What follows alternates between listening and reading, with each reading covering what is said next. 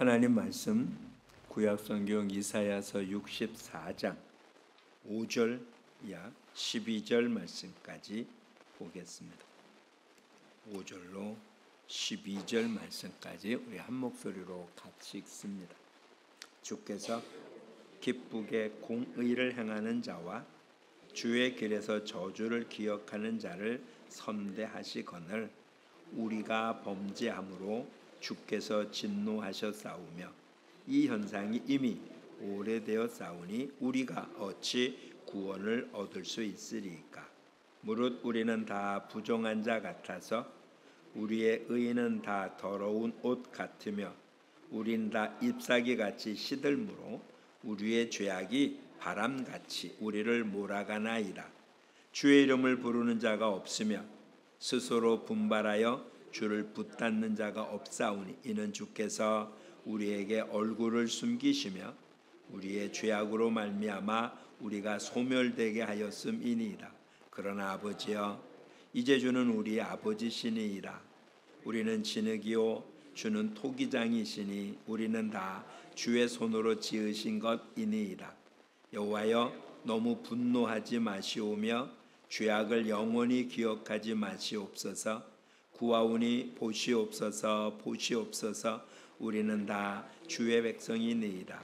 주의 거룩한 성읍들이 광야가 되었으며 시온이 광야가 되었으며 예루살렘이 황폐하였나이다.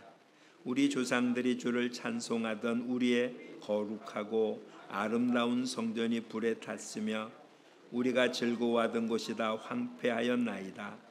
여호와여 일이 이러하거늘 주께서 아직도 가만히 계시려 하시나이까.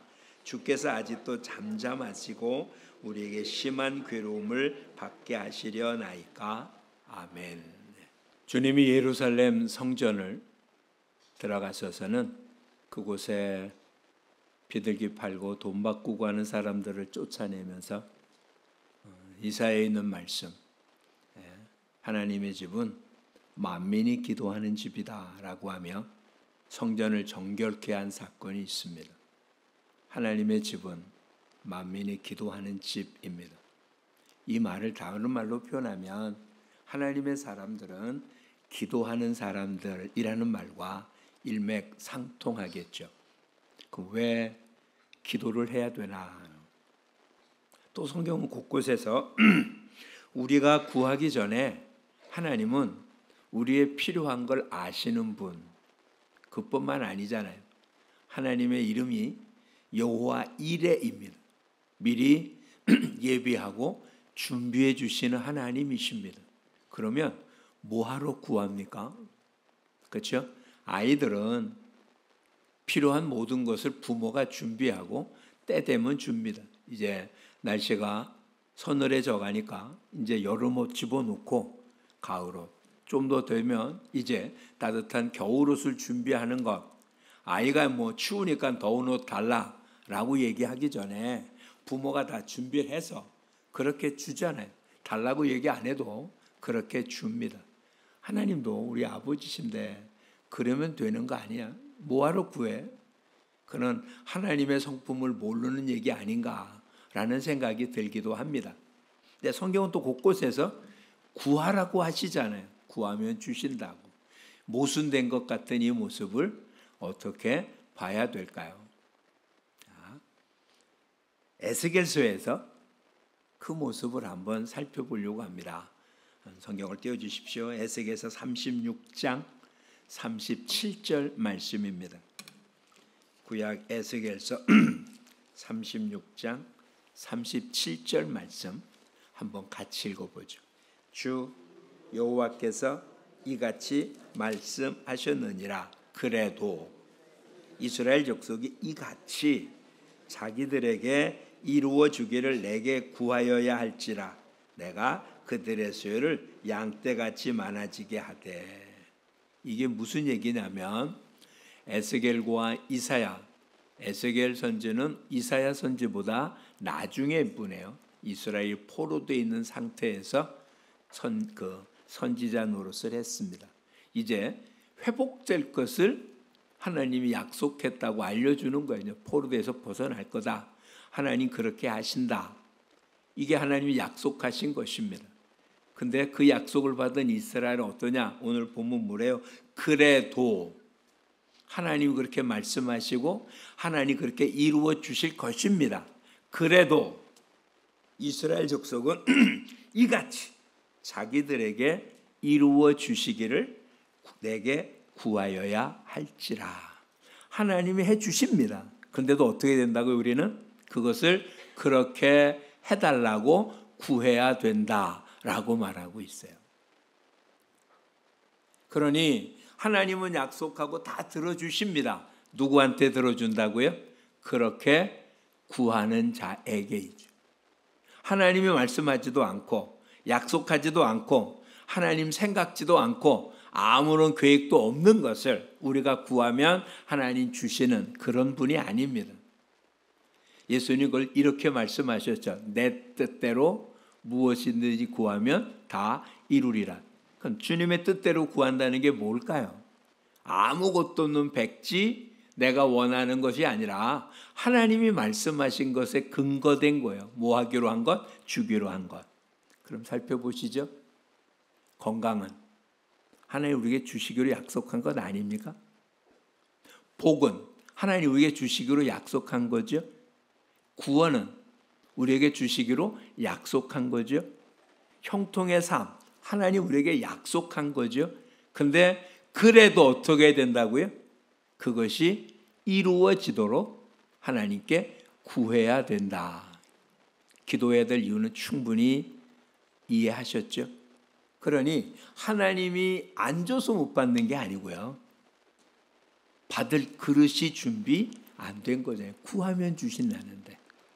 그렇다면 두 가지를 생각해야 되지 않겠어요? 첫째는 하나님이 우리한테 뭘 주신다고 했는지 알아야 되잖아요. 그래야 주실 것을 구할 거 아니에요.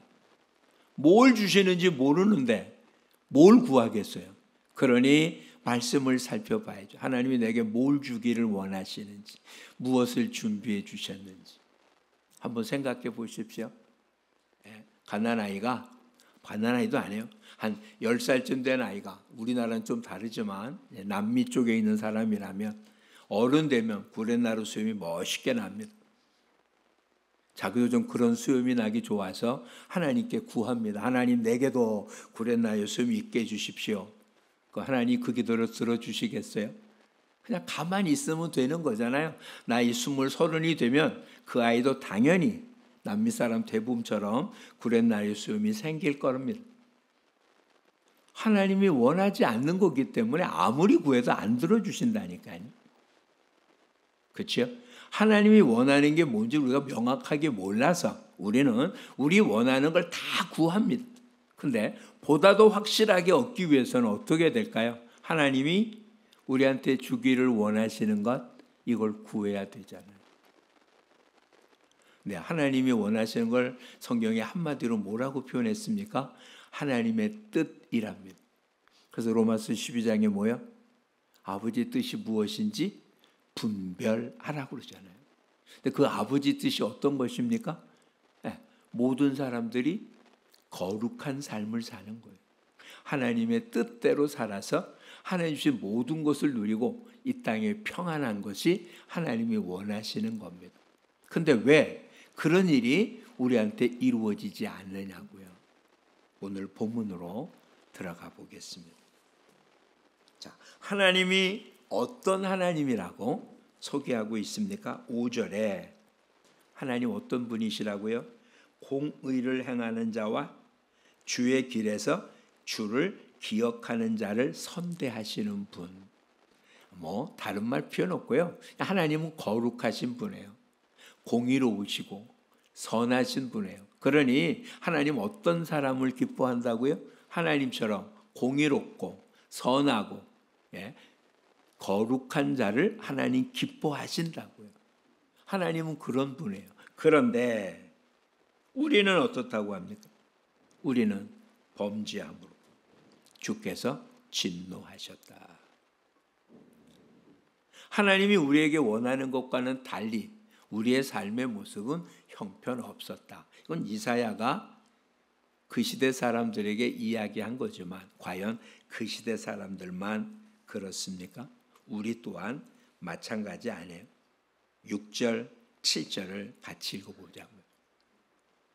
모두 우리는 다 부정한 자 같아서 우리의 의는 다 더러운 옷 같으며 우리는 다 잎사귀같이 시들므로 우리의 죄악이 바람같이 우리를 몰아가나이다.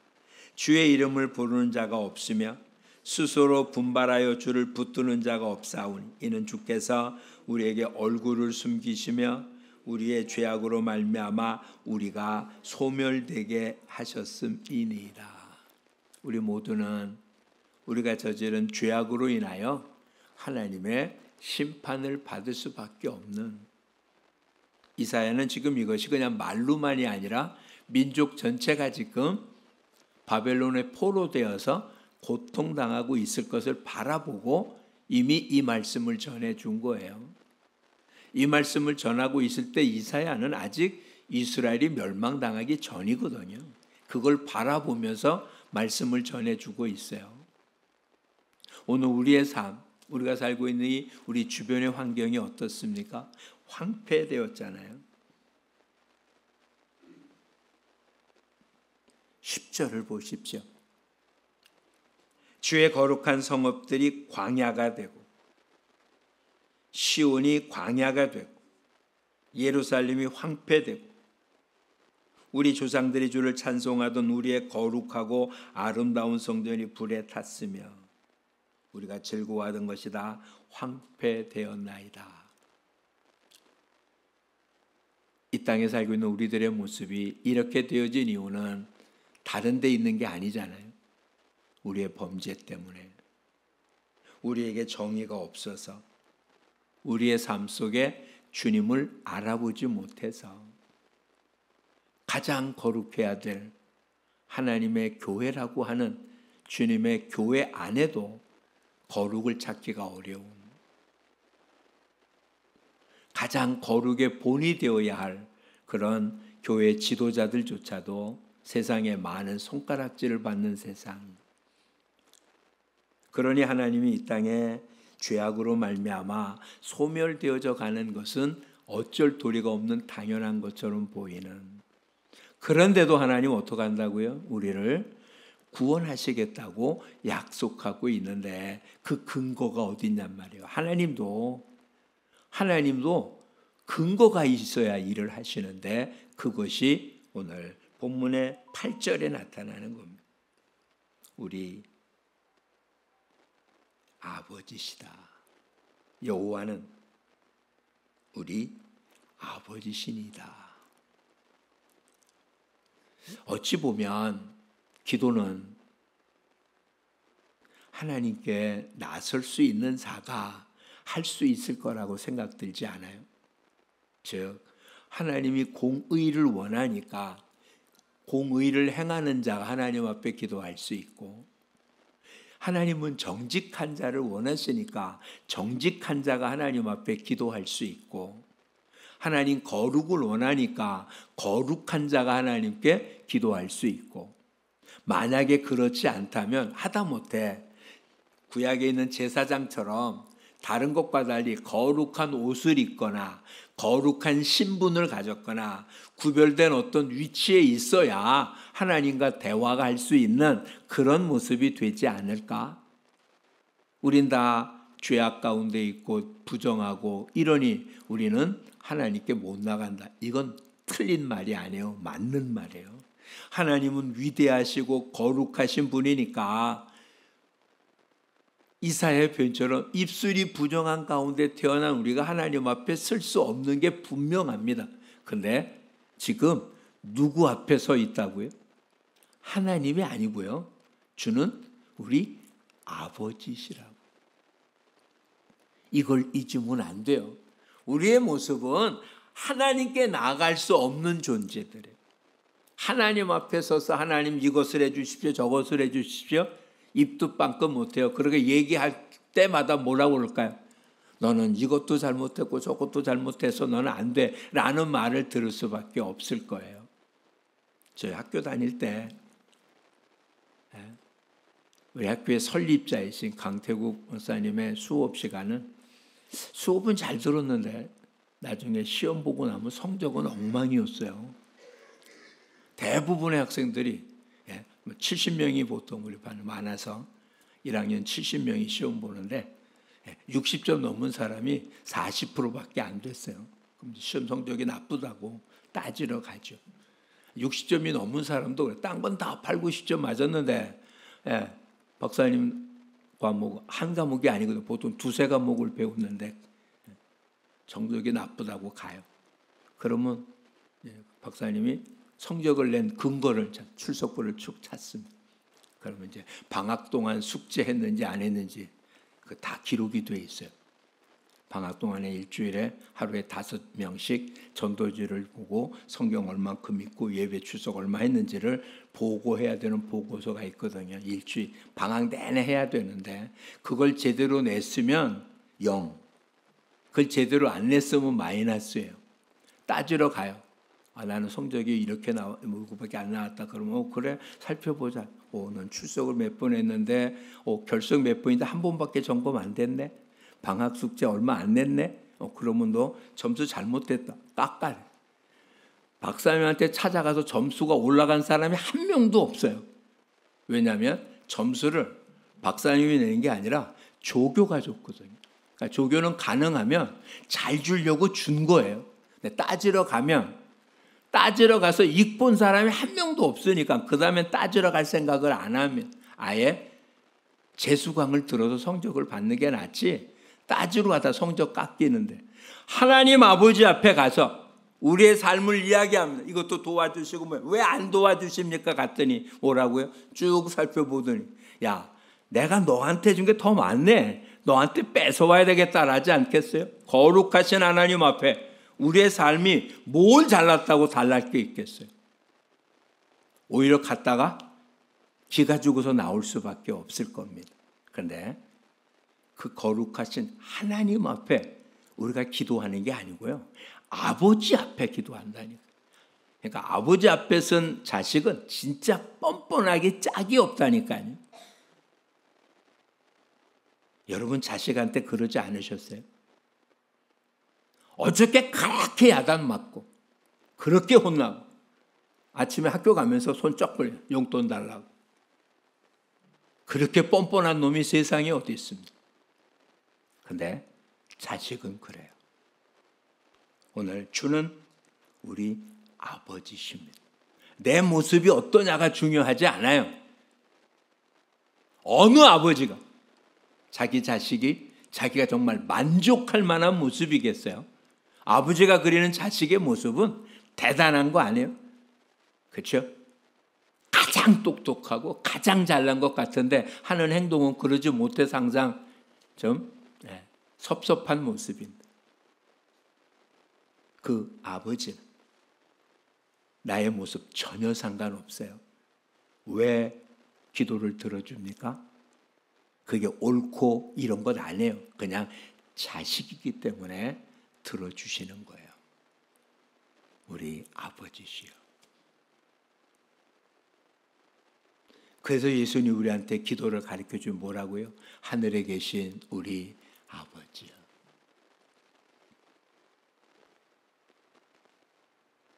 오히려 문제가 있으면 있을수록 힘들면 힘들수록 부족하면 부족할수록 아프면 아플수록 오히려 아버지 앞에 가까이 가서 치료를 부탁하고 채워주고 묶어주고 이래야 되지 않겠어요?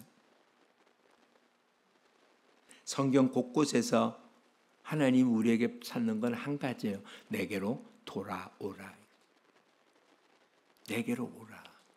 기도가 뭐냐? 아버지께로 가는 거예요. 아버지를 찾는 거예요. 아버지가 주시겠다는 것을 내가 다시 구하는 거예요. 그래도 이스라엘은 내게 이같이 달라고 구해야 된다. 왜? 그래야 우리는 받은 것이 아버지가 주신 건지를 알아요. 구하지 않은 상태로 얻어진 것은 운이 좋은 거예요. 운이 좋아서 그 일이 된 거예요. 근데 기도한 사람은 운이 좋지 않아요. 왜? 하나님께 구했고 구한 하나님이 주셨으니까 운이 아니잖아요. 아버지가 주셨으니 감사한 것. 그렇다면 달리 생각해 보십시오. 감사하지 않는 이유는 하나님께 받은 게 없다는 거잖아요. 하나님께 받았는데도 받은 걸 모르는 거잖아요. 그러니 감사하지 않는 사람은 뭐 하지 않은 사람입니까? 아버지께 구하지 않은 사람이에요. 아버지께 구한 사람이라면 감사할 수밖에 없어요. 왜? 내가 얻은 모든 것은 내가 한 게 아니라 아버지가 주신 거죠. 그렇죠? 그렇다면 이제 우리가 구할 게 뭔가를 보자고요. 9절 같이 읽어보겠습니다. 9절. 여호와여, 너무 분노하지 마시오며 죄악을 영원히 기억하지 마시옵소서. 구하오니 보시옵소서, 보시옵소서. 우리는 다 주의 백성이니이다. 이 땅은 하나님의 심판 가운데 있습니다. 이대로 놔두면 노아의 홍수 때처럼, 아니 그때는 그래도 다음에 기회가 있지만 이제는 다시는 기회가 없는 마지막 심판만이 남은 시기입니다. 주님이 분노하신다면 어느 누구도 이 땅에 살아남을 자는 없습니다. 지금은 우리가 기도할 때입니다.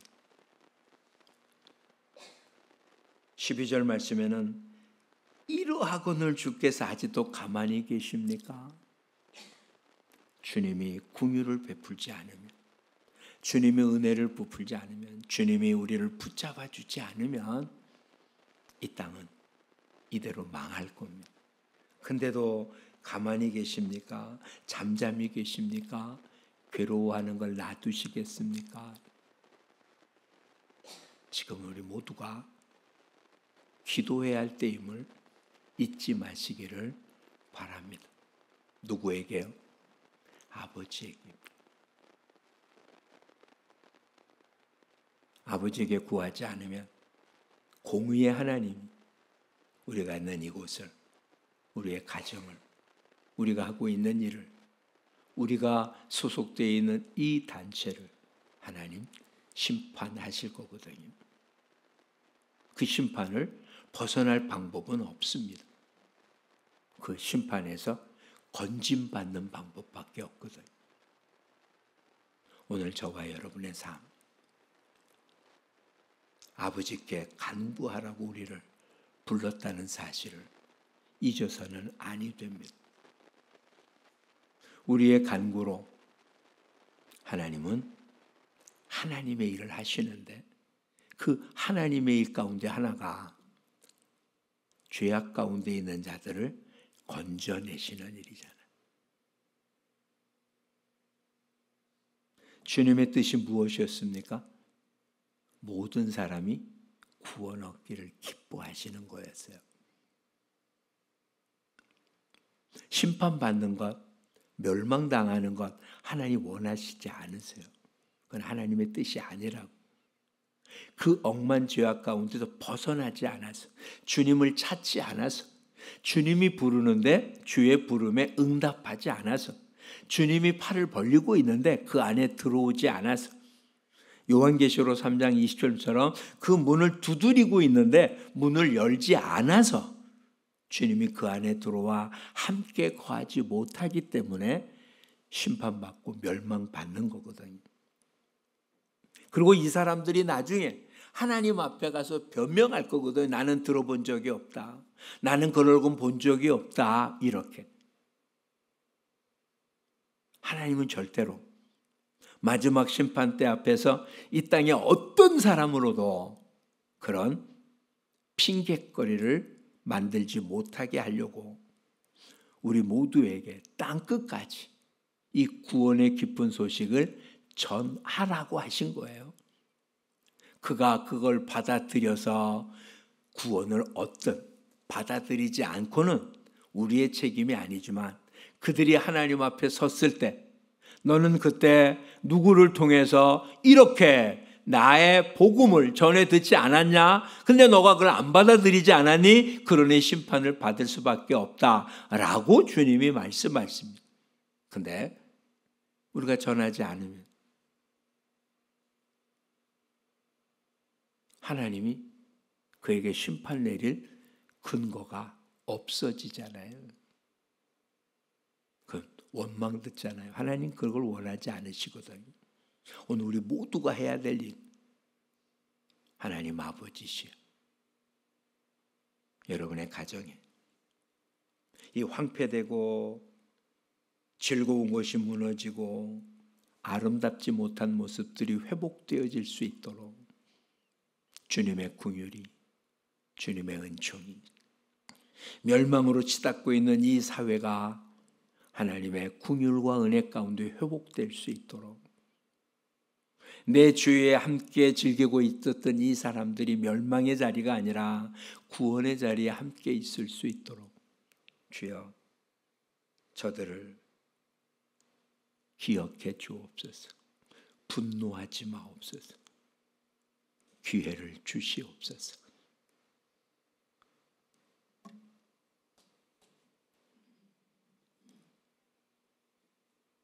우리는 한 가지 잃어버린 것이 있는 거예요. 아담과 하와를 만들고 하나님은 이렇게 했습니다. 생육하고 번성하여 땅에 충만하고 땅을 정복하며 땅을 다스리라. 하나님으로부터 난 하나님이 부른 자들에게는 다 사명이 있습니다. 그 사명 중에 가장 큰 사명이 하나님의 영광을 드러내는 것이었어요. 그래서 하늘이 하나님의 영광을 찬양하며 모든 피조물이 하나님의 영광을 찬양하는 것이 에덴 동산의 모습이었어요. 인간이 범죄함으로 양육강식의 세상이 되었고 경쟁 사회가 된 것은 그것은 깨어진 거예요. 새 하늘과 새 땅이 되면 이제 그것이 아닌 하나님을 영화롭게 하는 그런 세상이 될 거예요. 근데 그냥 저절로 되는 게 아니고요. 아담과 하와가 에덴 동산에서 그 땅을 잘 다스려야 될 책임을 가지고 살아야 됐던 것처럼 거듭난 하나님의 백성들에게는 땅끝까지 이르러 내 증인이 되라. 모든 민족으로 내 제자를 삼으라.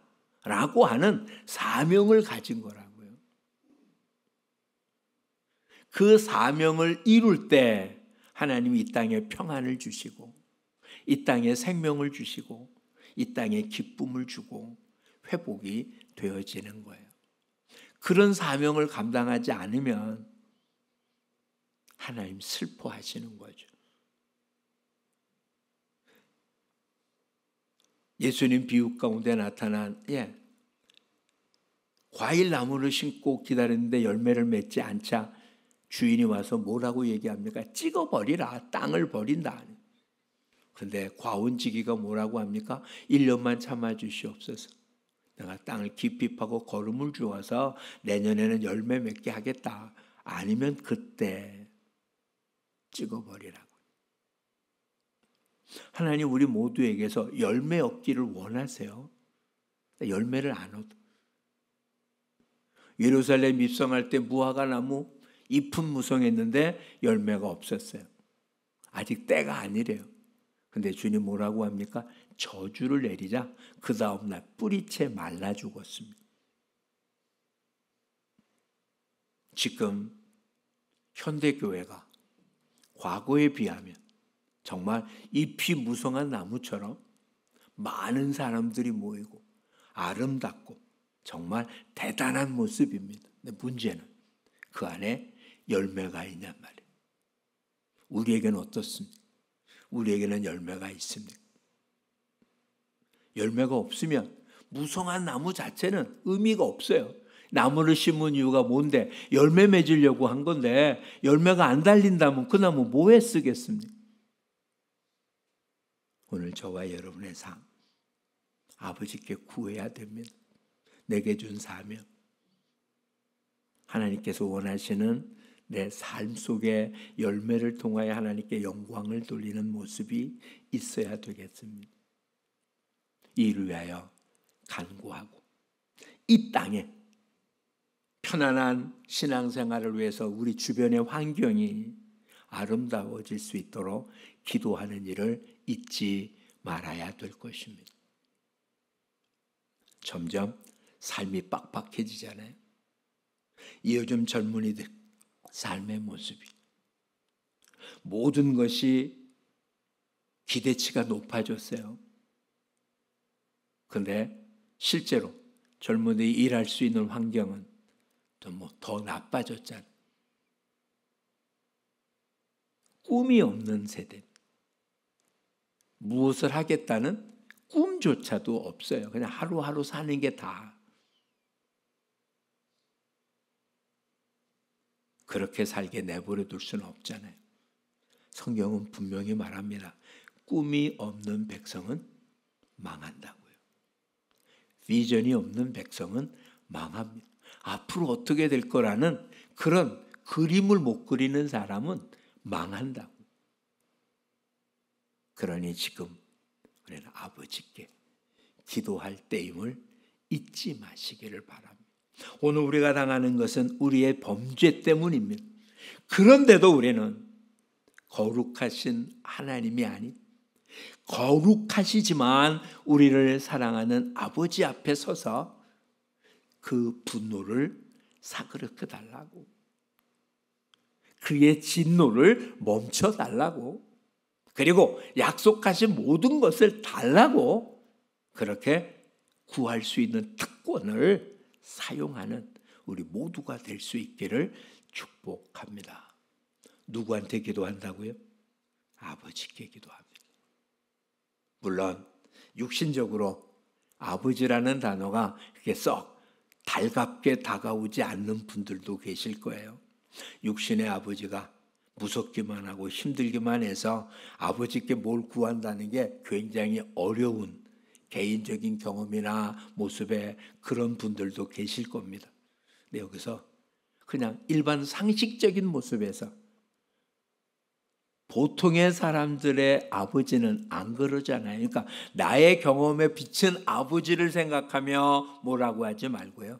그냥 아버지라는 단어의 이미지를 생각해 보면 오늘 저와 여러분은 그 아버지 품에 안겨서 치유되고 회복될 뿐만 아니라 나만이 아닌 내 주변에, 우리의 주변의 삶의 형태까지도 주님으로 인하여 변화되어지는 삶이 되어지는 그런 모습이 되어지기를 축복합니다. 기도할 때 역사가 일어남을 믿습니다. 기도하지 않기 때문에 기적이 일어나지 않습니다. 기도할 때 우리 앞에 놀라운 일들이 벌어짐을 목도하게 될 것입니다.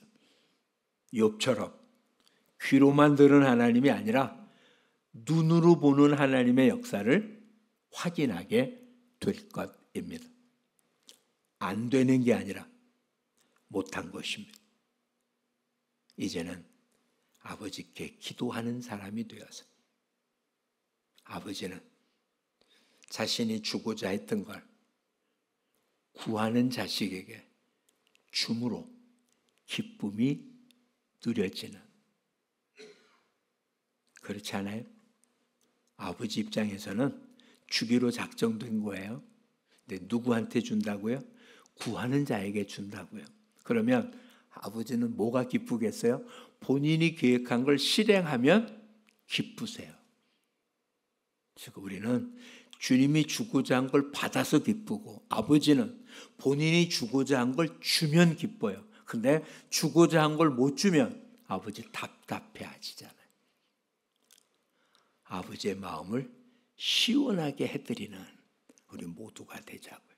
그러니 이제 마음껏 아버지 품에서 아버지께 간구하는, 내 문제만이 아니라 우리 가족의 문제를, 이 지역의 문제를, 이 땅의 문제들을 눈으로 듣고 보고 귀로 듣는 여러 사건들을 통하여 안타까움, 주님의 안타까운 모습으로 인정하고 그것을 주님 앞에 아뢰면 주님은 그들을 기쁨으로 받으시고 주님이 약속한 걸 하나하나 이루실 줄 믿습니다.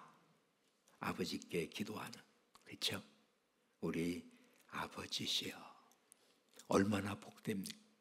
지금 본문을 보면 이게 무슨 신약에 나타난 어느 단어 같지 않아요? 그렇죠?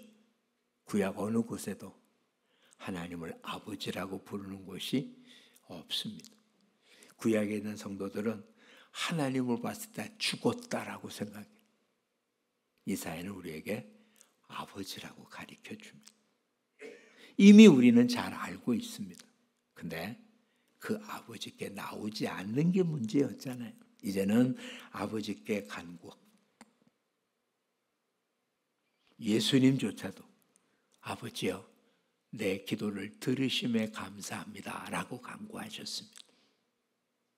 우리도 아버지께 간구함으로 아버지의 마음을 속 시원하게 해드리고, 우리는 속 시원하신 하나님께서 베풀어 주신 큰 은혜와 긍휼을 잊고 사는 우리 모두가 되시기를 축복합니다. 더러움, 부족함, 모자람, 문제됨 이것 때문에 주저하지 마시고,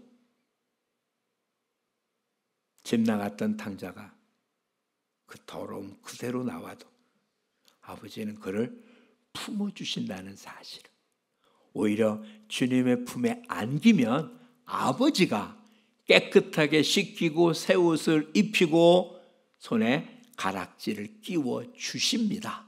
그러니 이제는 매 순간 아버지 앞에 나와 아버지의 긍휼하심을 덧입는 우리 모두가 되어서 슬픔, 염려, 걱정, 고민거리 사라지고 기쁨과 즐거움으로 가득한 삶을 사는 우리 모두가 되기를 축복합니다. 기도하겠습니다. 참 좋으신 아버지, 우주 만물을 창조하신 전능하신 하나님, 절대적으로 거룩하고 빛이어서 어둠이 조금도 없고 악한 것은 아무것도 없으셔서 더러운 것은 앞에 설 수 없는데, 우리가 하나님 앞에 서서 하나님을 아버지라고 부를 수 있는 특권을 얻었기에 이렇듯 부족하고 모자르고 더럽고 죄로 인하여 심판을 받고 있는 중에도 아버지께 나올 수 있음에 감사드립니다.